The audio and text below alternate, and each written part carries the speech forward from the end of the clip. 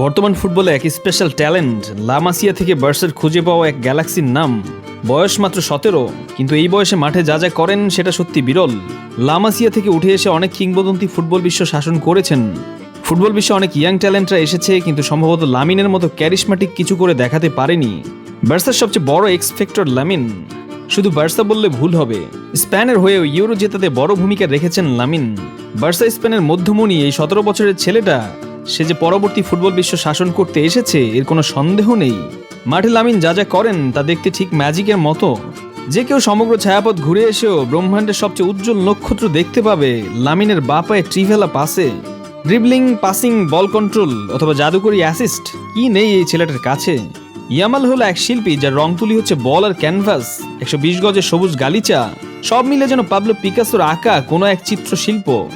এক কথায় বলতে গেলে মাঠে লামিন ইয়ামালের উপস্থিতি যেন এক টুকরো মুক্তোর মতো, যা অমাবস্যার অন্ধকার রাতেও জ্যোৎস্নার মতো আলো ছড়ায়।